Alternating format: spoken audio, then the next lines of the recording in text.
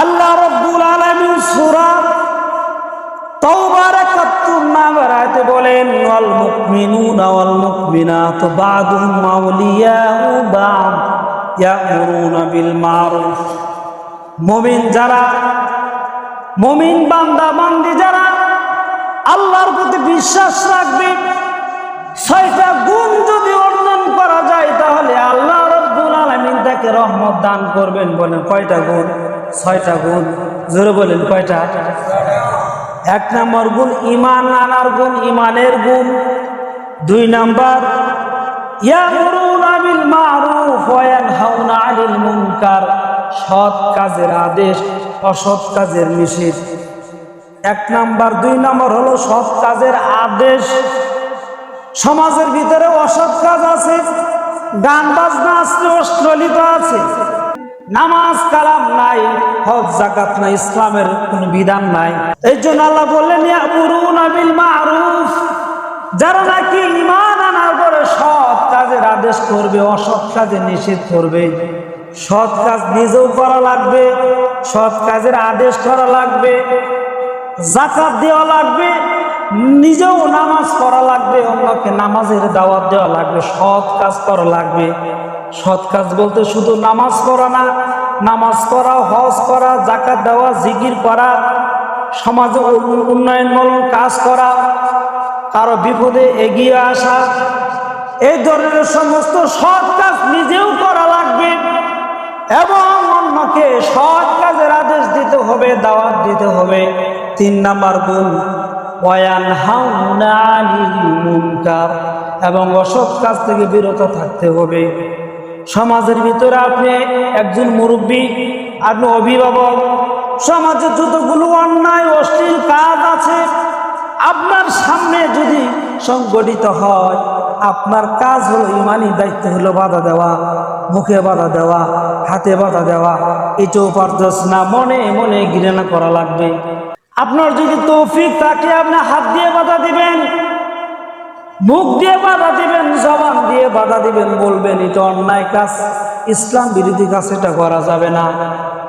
আপনি বললেন, হুকুম করলেন, কিন্তু কেউ যদি না মানে আল্লাহ রাব্বুল আলামিনের হিসাব, এর বিচার আল্লাহ নিজেই করবেন। কিন্তু ইমানি দায়িত্ব আপনাকে বাধা দেওয়া। আমাদের সমাজে এরকম অসৎ কাজ আছে না নাই? নামাজ পড়ে না, হজ করে না, যাকাত দেয় না, গান বাজনা করে, অশ্লীল কাজ করে। আজকে সংক্ষিপ্ত সময়ে জুমার দিন বিস্তারিত আলোচনা করা যায় না। আমরা আজকে একটা গুরুত্বপূর্ণ বিষয়, যেটা আমরা মনে করি আপনাদের জন্য একদম নতুন। কি নতুন? আজকের আলোচনার বিষয়টি হচ্ছে আল্লাহর রহমত কি এবং আল্লাহর রহমত কারা পাবে। রহমত নিয়ে কিছু ধারণা রাখা দরকার। আমরা জানবো রহমত কি, গুরুত্বপূর্ণ আলোচনা। রহমতের অর্থ হলো, রহমত মানে এক অর্থ বরকত। রহমত মানে কি? বরকত। কেমনে বরকত? এটা হাদিস দিয়ে আমরা প্রমাণ করব। মসজিদে যখন আমরা আসি, মসজিদে প্রবেশ করার একটা দোয়া আছে, আছে না নাই?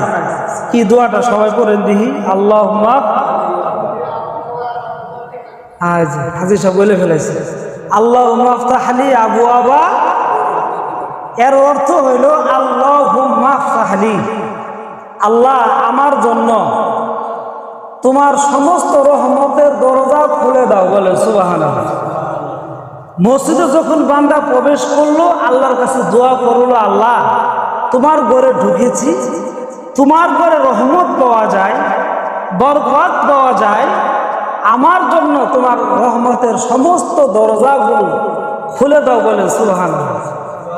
বান্দা যখন আল্লাহর কাছে রহমতের দোয়া করে ঘরে ঢুকে, আল্লাহ ওয়াদা করেন, বান্দা তুমি যদি ঈমানের সাথে ধৈর্য সহকারে আল্লাহর কোরআনের কথা, দ্বীনের কথা, ইসলামের কথা শোনো, আমি তোমাদেরকে আমার রহমতের সমস্ত দরজা খুলে দেব। বলেন সুবহানাল্লাহ। তাহলে আল্লাহর ঘরে রহমত পাওয়া যায়। কি পাওয়া যায়? রহমত মানে বরকত।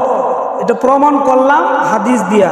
সহিহ মুসলিমের 71 নম্বর হাদিসে আল্লাহ হাদিসের রাবি হযরতে আবি উসাইদ عن أبي أسيد رضي الله تعالى عنه قال قال رسول الله صلى الله عليه وسلم إذا دخل أحدكم المسجد فليقل اللهم افتح لي أبواب رحمتك রাসূল পাক সাল্লাল্লাহু আলাইহি সাল্লাম বলেন, কোন বান্দা যখন আল্লাহর ঘরে মসজিদে প্রবেশ করবে সে বলবে আল্লাহুম্মা আফতাহ লি আবওয়াবা রাহমাতিক। আল্লাহ, আমি গুনাহগার, আমি তোমার বান্দা, তোমার ঘরে এসেছি রহমত পাওয়ার জন্য, তোমার কাছে রহমত চাই, বরকত চাই, আমার জন্য তোমার রহমতের দরজাগুলো খুলে দাও। বলেন সুবহানাল্লাহ।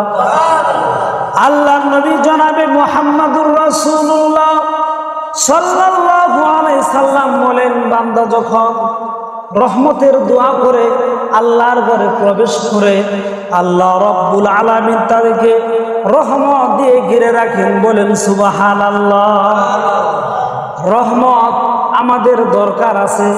এক নম্বর পাইলাম রহমত মানে বরকত মানে দয়া। এক অর্থ পাইলাম রহমত মানে বরকত, আল্লাহর ঘরে আসলে রহমত বরকত পাওয়া যায়। আরেকটি অর্থ হলো মায়া। রহমত মানে মায়া, দয়া মায়া। এটাও আমরা আস্তে আস্তে আলোচনা করব। আল্লাহর রহমত কয়টি বলতেছিলাম? আল্লাহর 100 রহমত আছে। বলেন সুবহানাল্লাহ। রহমত সম্পর্কে একটা সুন্দর একটি ওয়াজ সবাই জানবেন, মুখস্থ করে দেবেন, আমার সাথে কথা বলবেন। আল্লাহর রহমত 100। কয়টা? 100 রহমত আল্লাহ রব্বুল আলামিন 100 থেকে 99টি রহমত আল্লাহ তার জন্য রেখেছেন। বলেন সুবহানাল্লাহ। একটি রহমতকে ভাগ করে টুকরা টুকরা করে এক অংশ বনি আদম বাইনাল জিন্নি ওয়াল ইনস, মানব আর দানবের মাঝে আল্লাহ দান করে দিয়েছেন। বলেন সুবহানাল্লাহ। এক অংশ এক ভাগ, আরেক ভাগ আছে। আরেক ভাগ কোথায় আল্লাহ দান করলেন? অল বাহাই অল হাওয়াম, পৃথিবীতে যতগুলো প্রাণীকুল আছে, কতগুলো প্রাণীকুল আছে এটা বলতে গেলে কয়েক মাসের দরকার। তাফসীর না জানলে আপনি বুঝবেন। এমন কিছু প্রাণী এমন জায়গায় বসবাস করে এটা আল্লাহ ছাড়া কেউ জানে না। বলেন আল্লাহু আকবার। তাহলে যতগুলো প্রাণীকুল আছে সমস্ত প্রাণীকুলকে এক রহমতের এক অংশ সমস্ত প্রাণীদেরকে আল্লাহ দান করলেন, আরেক অংশ মানুষ এবং জিনকে দান করলেন। তাহলে মানুষের ভিতরে যদি আমরা সংখ্যায় আসি, সারা পৃথিবীতে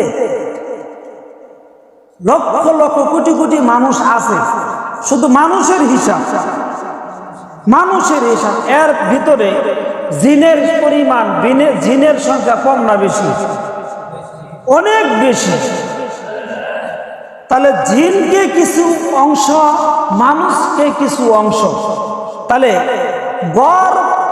গড়ে যদি আমরা হিসাব করি, একজন মানুষ এক রহমতকে এক অংশকে যদি ভাগ করি, একজন মানুষ আমার মনে হয় কি পরিমাণ পাবে তার ভাগে, এটা হিসাব করার মতো না। এই ইচ্ছিত পরিমাণ দয়া মায়া রহমত থাকার কারণে একজন মানুষ আর একজনের জন্য জীবন পর্যন্ত দান করে দেয়। বললেন সুবহানাল্লাহ। কেমনে জীবন দেয় আপনারা জানেন। আমাদের সমাজে বা আমরা দেখি সন্তান পিতা, পিতা সন্তান। সন্তানের জন্য যেমন বাবা পাগল, বাবার জন্য সন্তান পাগল। সন্তান মায়ের জন্য যেমন পাগল, মা তার সন্তানের জন্যও পাগল। কেমন পাগল? এমন একটি পরিস্থিতি হয় যে মা তার সন্তানকে বাঁচানোর জন্য নিজের জীবনটা পর্যন্ত দান করে দেয়, নিজের সন্তান বাঁচানোর জন্য। এই রহমত পাইল এক অংশ থেকে 100,000 অংশ থেকে সামান্যতম রহমত সে পাইল, মানুষ পাইল, জিন পাইল। এই রহমত এতটুকু পাওয়ার মাধ্যমেই মানুষ আরেকজনের জন্য জীবন পর্যন্ত দেয়। মা বাবা সন্তানের জন্য জীবন দান করে, সন্তানের জন্য বাবা বা বাবার জন্য সন্তান তার জীবন পর্যন্ত দান করে দেয়, বলেন সুবহানাল্লাহ। তাহলে এইটুকু রহমত পাওয়ার পরেও যদি মানুষ একজনের জন্য জীবন পর্যন্ত দিতে পারে, আল্লাহর কাছে 99 রহমত আছে। আল্লাহ তার বান্দাকে কেমন দয়া মায়া করেন এটা তো বলার মতো সময় এখনো নাই। এতটুকু জানি, আল্লাহ হলো দয়ার সাগর। আল্লাহ হলো সূরা তাওবার 71 নম্বর আয়াতে বলতেছেন, 6টা গুণ যদি অর্জন করা যায় তাহলে ওই ব্যক্তিকে আমার আল্লাহ রহমত দিয়ে ঘিরে রাখবেন, বলেন সুবহানাল্লাহ। আল্লাহ রাব্বুল আলামিন সূরা তাওবার 71 নম্বর আয়াতে বলেন, ওয়াল মুমিনুনা ওয়াল মুমিনাতু বা'দুহুম আউলিয়াউ বা'দ ইয়া'মুরুনা বিল মারুফ। মুমিন যারা, মুমিন বান্দা বান্দি যারা আল্লাহর প্রতি বিশ্বাস রাখবে, 6টা গুণ যদি অর্জন করা যায় তাহলে আল্লাহ রাব্বুল আলামিন তাকে রহমত দান করবেন। বলেন কয়টা গুণ? 6টা গুণ। জোরে বলেন কয়টা? 1 নম্বর গুণ ঈমান আনার গুণ, ঈমানের গুণ। 2 নম্বর ইয়ামুরুনা বিল মারুফ ওয়া ইয়ানহাউনা আনিল মুনকার, সৎ কাজের আদেশ, অসৎ কাজের নিষেধ। 1 নম্বর 2 নম্বর হলো সৎ কাজের আদেশ। সমাজের ভিতরে অসৎ কাজ আছে, গান বাজনা আছে, অশ্লীলতা আছে, নামাজ কালাম নাই, হজ যাকাত নাই, ইসলামের কোনো বিধান নাই। এই জন্য আল্লাহ বললেন ইয়ামুরুনা বিল মারুফ, যারা নাকি ঈমান আনার পরে সৎ কাজের আদেশ করবে, অসৎ কাজের নিষেধ করবে। সৎ কাজ নিজেও করা লাগবে, সৎ কাজের আদেশ করা লাগবে, যাকাত দেওয়া লাগবে, নিজেও নামাজ পড়া লাগবে, অন্যকে নামাজের দাওয়াত দেওয়া লাগবে, সৎ কাজ করা লাগবে। সৎ কাজ বলতে শুধু নামাজ পড়া না, নামাজ পড়া, হজ করা, যাকাত দেওয়া, জিকির করা, সমাজে উন্নয়নমূলক কাজ করা, কারো বিপদে এগিয়ে আসা, এই ধরনের সমস্ত সৎ কাজ নিজেও করা লাগবে এবং অন্যকে সৎ কাজের আদেশ দিতে হবে, দাওয়াত দিতে হবে। 3 নম্বর গুণ ওয়ায়ানহাউনা আনিল মুনকার, এবং অসৎ কাজ থেকে বিরত থাকতে হবে। সমাজের ভিতরে আপনি একজন মুরব্বী, আপনি অভিভাবক, সমাজে যতগুলো অন্যায় অশ্লীল কাজ আছে আপনার সামনে যদি সংগঠিত হয়, আপনার কাজ হলো, ইমানি দায়িত্ব হলো বাধা দেওয়া, মুখে বাধা দেওয়া, হাতে বাধা দেওয়া। এটাও পারদর্শ না, মনে মনে ঘৃণা করা লাগবে। মনে মনে ঘৃণা করবেন, এটা নিম্ন পর্যায়। মনে মনে ঘৃণা করাটা নিম্ন পর্যায়ে, এরপর আর কোন স্তর থাকে না ইমানের। আপনার যদি তৌফিক থাকে আপনি হাত দিয়ে বাধা দিবেন, মুখ দিয়ে বাধা দিবেন, জবান দিয়ে বাধা দিবেন, বলবেন এটা অন্যায় কাজ, ইসলাম বিরোধী কাজ, এটা করা যাবে না। আপনি বললেন, হুকুম করলেন, কিন্তু কেউ যদি না মানে, আল্লাহ রাব্বুল আলামিনের হিসাব, এর বিচার আল্লাহ নিজেই করবেন। কিন্তু ইমানি দায়িত্ব আপনাকে বাধা দেওয়া।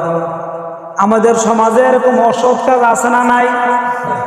নামাজ পড়ে না, হজ করে না, যাকাত দেয় না, গান বাজনা করে, অশ্লীল কাজ করে, এমন লোক আছে না নাই? এই ধরনের কাজ হলে আপনি বাধা দিবেন, ইমানি দায়িত্ব। এই কথা কোন বলি জানেন? রহমত পাওয়া এত সহজ না। আমরা নামাজ পড়বেন, মনে করবেন আল্লাহ তো আমাকে জান্নাত দিবেন না। এই নামাজ পড়ার পরে আর অনেক দায়িত্ব ইমানদারের জন্য আছে, যেটা আমরা জানি না, বুঝি না। আল্লাহ তাআলা জান্নাতটা আপনি দান করবেন, আমরা মনে করেন না যে এমনি এমনি হয়ে যাবে। আল্লাহর নবীর সাহাবায়ে কেরাম, নবীর সাহাবীরা নিজেও করেছে, ইসলামের উপর চলেছে, অটল অবিচল ছিল এবং ইস্তেকামত ছিল, এবং সারা সমাজকে, রাষ্ট্রকে অন্যায় থেকে বিরত রাখছে। এর জন্যই তারা আল্লাহর রহমত বেশি পেয়েছে এবং আল্লাহ তাআলা তাদেরকে এত দয়া মায়া করেছে, অতীতের সমস্ত গুনাহ মাফ করে দিয়েছে, বলেন সুবহানাল্লাহ। তাহলে আল্লাহর রহমত পাইতে হলে ঈমান আনার পরে সৎ কাজের আদেশ অসৎ কাজের নিষেধ করা দরকার আছে না নাই? আসতে হবে, বা আমাদের সব অশ্লীল কাজ থেকে বেঁচে থাকতে হবে। 4 নাম্বার ওয়ায়ুকিমুনাস সালাহ, নামাজ কায়েম করা। নামাজ পড়া এটা আমরা জানি, আসলে নামাজ পড়া আর নামাজ কায়েম করা দুই জিনিস, এটা বুঝেন একটু হালকা। নামাজ পড়া আপনি আসছেন, এটা নামাজ পড়লেন, কিন্তু বলছে ওয়ায়ুকিমুনাস সালাহ, নামাজ কায়েম করার অর্থ হলো, এর ব্যাখ্যা হলো তাফসির ইবনে কাসিরের ভিতরে লেখেন, কায়েম করার অর্থ হলো নিজে পড়তেই হবে, প্রথমত নিজে পড়তে হবে, এরপর নামাজ পড়া, দাওয়াত, পরিবেশ করে দেওয়া। এই যে নামাজের পরিবেশ করে দেওয়া, নামাজের দাওয়াত দেওয়া, সমাজে নামাজের আমল করে দেওয়া, যে নামাজ না পড়লে এই ক্ষতি হবে, বাধ্যতামূলক আল্লাহর বিধান নামাজ পড়তেই হবে, পড়া লাগবেই, এই যে একটা দাওয়াত দিয়ে পরিবেশ করে দেওয়া, এর নাম হইল নামাজ কায়েম করা। বলেন এর নাম কি? আল্লাহ বলছে ওয়ায়ুকিমুনাস সালাহ, নামাজ কায়েম করতে হবে। তাই 5 নাম্বার ওয়ায়ুকিমু, পরে 5 নাম্বার হলো ওয়ায়ুতুনাস যাকাত, যাকাত আদায় করা। আমরা রমজানে সামনে আসতেছে, রমজানের যাকাত আমরা দেই, যার যার নেশাব অনুযায়ী সম্পত্তির হিসাব করে আমরা যাকাত প্রদান করব। যাকাত কিভাবে দিবেন না দিবেন আস্তে আস্তে ইনশাআল্লাহ জানবেন। যাকাত না দিলে ভয়াবহ আযাব আল্লাহ করে। 6 নাম্বার ওয়ায়ুতিউনাল্লাহ, আল্লাহর আনুগত্য, তার রাসূলের আনুগত্য করা। আপনি সব করছেন, আল্লাহর আনুগত্য করা, রাসূলের আনুগত্য করা, এটা যখন করবেন, আল্লাহ বলেন উলাইকা সায়ারহামুহুমুল্লাহ, আল্লাহ বলেন এদেরকে, এই 6 গুণের গুণান্বিত ব্যক্তি যারা, এদেরকে আমি দয়া মায়া করে আমি আমার রহমতের কুলে তাদেরকে টেনে নেই। বলে সুবহান।